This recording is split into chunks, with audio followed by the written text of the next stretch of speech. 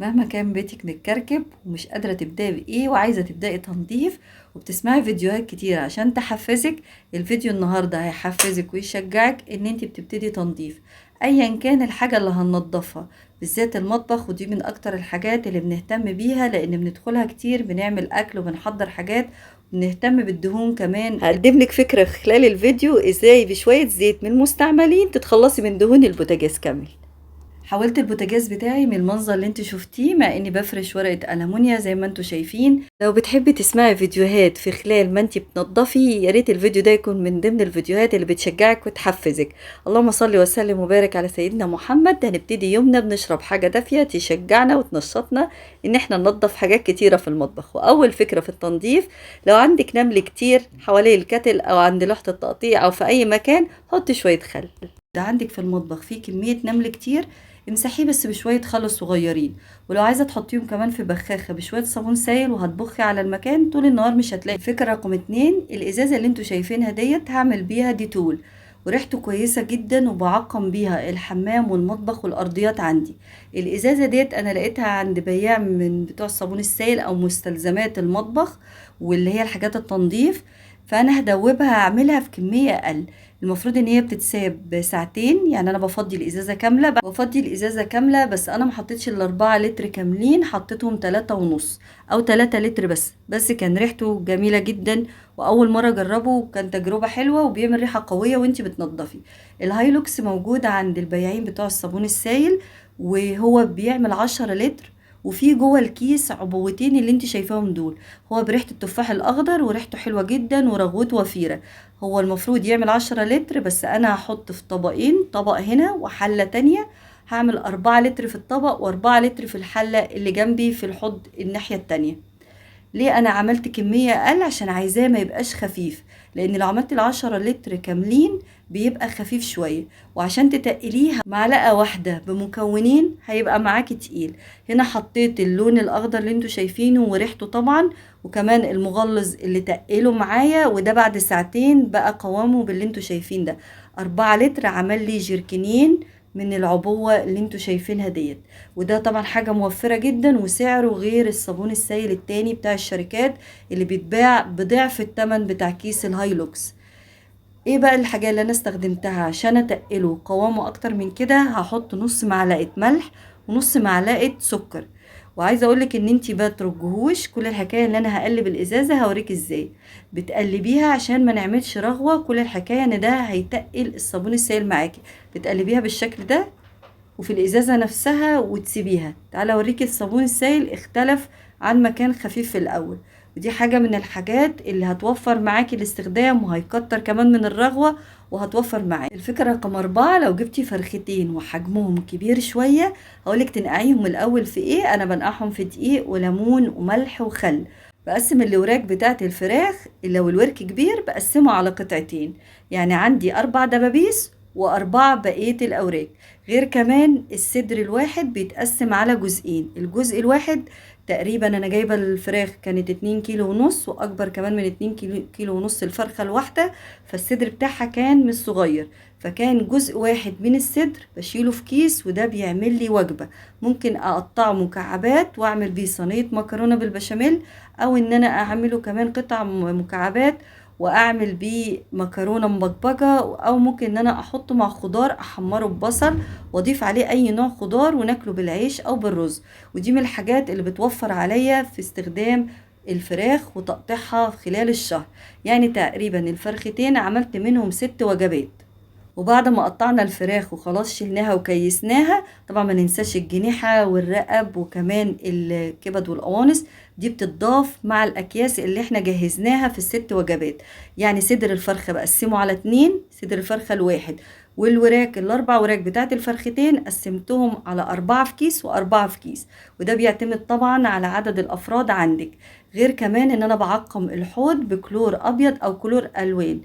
اي حاجة بقى انا مسكتها خلال تنظيف الفراخ وخلال تقسيمها بغسلها كويس جدا، حتى الملح. الفكرة رقم 5، شوية زيت مستعملين هيخلصك من الدهون. ازاي تنضفي الحوامل بتاعة البوتاجاز بكل سهولة. بس قبل ما انضف حوامل البوتاجاز انا شلت الاول الحوامل وهغير ورقة الألمونيوم، ودي من الحاجات اللي بستخدمها كل شهرين كل شهرين ونص لازم اغير ورقة الألمونيوم. بس المنظر المرة دي اللي انا لقيت فيه تسريبات كتير من خلال ورقة الألمونيا، لأن حصل فيها بعض من الفتحات، والفتحات اللي حصلت في ورقة الألمونيا خلت المية والمنظر زي ما انتوا شايفينه من تحت. كان في كوشة من الكوش كانت سخنة فأنا شلتها بالماسك بتاع الفراخ اللي بنحمرها، فهوريكي كمان هتطلع بخار دلوقتي. ورقة الألمونيا دي طبعا هنرميها. وايه الكيس اللي هنضف فيه البوتاجاز؟ كيس البريكس ده بيتباع عند كتير قوي من بياعين الصابون السائل، مكتوب عليه لتنظيف الأحواض والحمامات والأرضيات السيراميك وكمان البوتاجاز. بص الدخان اللي طلع، طبعا عشان ازود مفعول كيس البريكس كأنه ريحته قوية جدا وصابون سائل قوي، حطيت من الكاتل شوية مية سخنة، وده هيسرع معاكي ان هتتشال الدهون بسهولة. انا ما بحبش ان انا استخدم الليفة الاستانلس في تنظيف سطح البوتاجاز عشان ما جرحوش. غير كمان الكوش حطيت عليها مية سخنة وهسيبها 10 دقايق قبل ما انضف كمان بقية البوتاجاز السطح بتاعه. منساش كمان الجناب بتاعة البوتاجاز والمراية كمان بتاعة الفرن، ودي بننضفها بشوية صابون سائل او حبة من البريكس على مية سخنة وبالفوطة بتاعتك ونقطتين خل، هيلمع كمان الازاز بتاع الفرن نفسه. ده المنظر اللي انت شايفاه. طبعا فرشة السنان انا مخصصاها للحوض للمطبخ للتنظيف. الليفة اللي انا بستخدمها ديت هي اللي بنضف بيها، ما بستخدمش الخشنة التانية اللي استانلس، لا هي ديت، وده مخصصاها للتنظيف بس. لكن في ليفة تانية للمواعين، وده منظره طبعا بعد ما نضف ونشفته كويس. ورقة الألمونيا فردتها كده على سطح البوتاجاز، وشفت الناحية اللي بتلمع والناحية المطفية خليتها لتحت. اهم حاجة نفردها كويس ونفتح فتحات بالسكينة نحدد العيون بتاعة البوتاجاز، وبعد كده ببتدي بالمقص ان انا افتحها بقى اكمل الفتحة كويس واظبط الحروف بتاعتها. نخلي بالنا لان الحروف بتاعتها بتبقى حامية شوية، وبالذات لو نوع ورقة الألمونيا حادة وتقيلة. في انواع خفيفة شوية وبيبقى سعرها ارخص شوية. الفتحات اللي بنركب عليها الكوش لازم ننشفها كويس بكلينكس او اي نوع مناديل او فوطة عندك بتنشفيها كويس، حتى الكوش كمان. غير كمان بتأكد ان هي نشفت ازاي وجفت تماما عشان الاشعال الذاتي يشتغل كويس. طبعا بولعها، والاشعال الذاتي ما كانش شغال معايا فانا ولعته بولعة كده واشتغلت، وتأكدت هنا ان هما نشفوا كويس جدا. ده الجزء ده هوريك الفونيا بتاعتها كانت بايظة ومسدودة. لو عندك سن من السرنجة هتبتدي ان انت تسلكيه. انا كان متوفر عندي دبوس كده رفيع، فابتديت ان انا احركه في الدبوس او سنة السرنجة او الابرة هيسلك معاك الفونيا بسهولة. وابتديت اجفف الكوشة وركبتها تاني، وهتأكد ان هي اتولعت، يبقى كده هي نشفت وشغالة معايا كويس. حبة زيت بقى من الآلية عندك كنت ركناهم على جنب، دي اكتر حاجة هتنضف معاكي الحوامل بتاعة البوتاجاز. انا بسخنه من الاول كويس واحط عليه شوية صابون سائل، وزي ما انت شايفة يحصل فوران. فبفرشة السنان كده ابتديت ان انا افردها على الحامل كله. الكل بقى الاجزاء اللي في النص ديت دخلي فيه على قد ما تقدري. هيبرد معاكي بعد ما حطيت الصابون السائل بالليفة بقى، ابتدي اشتغلي فيها ودعكيها كويس. لو عندك سلك بلدي الناعم هينضف معاكي ويشيل الدهون اسرع كمان. بعد كده هشطفها كويس وابتدي اجففها واحطها على البوتاجاز واستعملها عادي جدا. الحوامل الظهر نخلي بالنا واحنا بنشيلها وننقلها من مكان لمكان. لو عندك زيت باقي بعد قلي البطاطس وجمعتيه في علبة او برطمان صغير كده، وحبة صغيرين مش حبة كتير، زي ما انت شايفة في الطاسة الصغيرة تقريبا كان ربع كوباية. اي دهون بقى مستخبية عندك لو دعكتيها كويس بفرشة، في فرش بتتباع للتنظيف كده تكون خشنة شوية زي فرشة الأسنان، بس الشعيرات بتاعتها بتكون خشنة، دي ممكن تستخدميها وتنضف معاكي بسهولة. نشفتها كويس بالفوطة وابتديت ان انا حطيتها على البوتاجاز وزي الفل، وبجد نضفت معايا. دي اول استخدام للزيت بتاع الطعام. الباقي اللي انت مش عارفة تستخدميه في ايه ومش عارفين ان احنا نستخدمه في حاجات وتكون مفيدة في البيت. الفتحات اللي موجودة على سطح البوتاجاز من فوق دي من اكتر ما ينفعش نسيبها، فانا بفتحها بالمقص لان دي فتحات تهوية للفرن اللي بتطلع اي سخونية من الفرن، بتبتدي تنفس وتطلعها من الفتحات ديت. فانت هتفتحيها زي ما انت شايفة كده عشان الفرن بتاعك اما تشغليه تبتدي ان هي تطلع من المكان ده وما يحصلش لا قدر الله اي حاجة.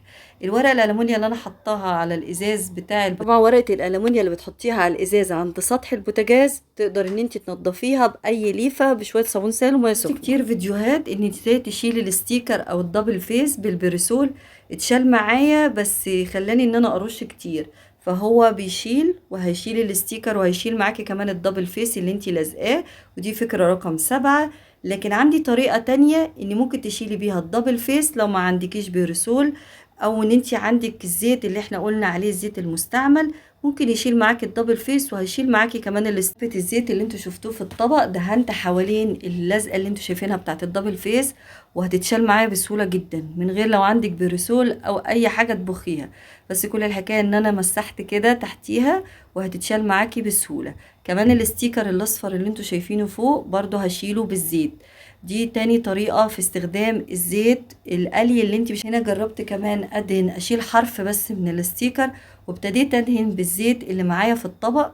هتشال معاكي بسهولة من غير ولا ترشي برسول او اي حاجة، او تجيبي سلك خشنة وتبتدي ان انت تدعكي، او حتى سكينة او سكينة البسبوسة وتبتدي ان انت تحركي. يعني انت لو عندك شوية زيت مستعملين خليهم في البرطمان زي ما هما، ودي من اكتر الحاجات اللي هتبقى بالنسبة لك بتوفر عليكي حاجات كتيرة في المطبخ. زي ما انتوا شايفين الاستيكر كده على الازاز اتشال كله، والجزء غير ما نرش بقى برسول بالذات في المطبخ، لان ممكن يكون في اكل موجود عشان ما يلقطش من الريحة ولا نتعب صدرنا. زي ما انتوا شايفين المكان نضف وبقى زي الفل. كل اللي انا هعمله بقى المراية، هجيب جلانس اي نوع عندك وهرش على المراية، ودي اكتر الحاجات اللي هننضف المراية بتاعت البوتاجاز او المراية اللي انتوا شايفينها على سطح البوتاجاز. المراية بتاعت سطح البوتاجاز دي مراية ونتعامل معاها زي المراية او اي ازاز موجود عندنا في البيت. يعني لو عندك جلانس تنضفيه، عايزة ما عندكيش جلانس، عايزة وصفة تانية تنضفي الازاز، ممكن بشوية صابون سايل بمية دافية وعليها نقطتين خل، هيلمع معاكي وينضف معاكي بسهولة. ودي اكتر حاجة هتحافظ لك على المراية بتاعت الفرن او المراية بتاعت سطح البوتاجاز. هحط تاني ورقة ألمونيا تاني؟ لا، هحط الاستيكر اللي انت شايفاه ده. هحط الاستيكر وهلزقه بسولوتيب او لزق شفاف عندي عشان ما يبانش. عايزه تلزقيه برضه بدبل فيس وتثبتيه لو متوفر عندك. انا حطيت اللزق الشفاف وابتديت اثبت الاطراف بتاعته، وقصيت الاول على قد المرايه، وحطيت الستيكر وابتديت ان انا اثبته طبعا في الحرف من فوق وفي الجناب، وقفلته كويس. وممكن ثبته من عند كل الاطراف زي ما انتوا شايفين. في الظهر كمان زودت شويه من الستيكر عشان يتثبت على الازاز نفسه. وده منظره، ولسه الجزء اللي جنب السيراميك هكمله، ده منظره كامل. وده بيتنضف بأي عندك شوية صابون سائل بالفوطة وتمسحيه. قفلت كمان بورقة الألمونيا زي ما انتوا شايفين، لأن ده أكتر مكان بيتجمع فيه الدهون، فأنا حطيت ورقة الألمونيا أمان أكتر من الاستيكر، لأن الاستيكر دوت مش حراري ومش ضد المية. وأشوفكم في فيديو جديد إن شاء الله.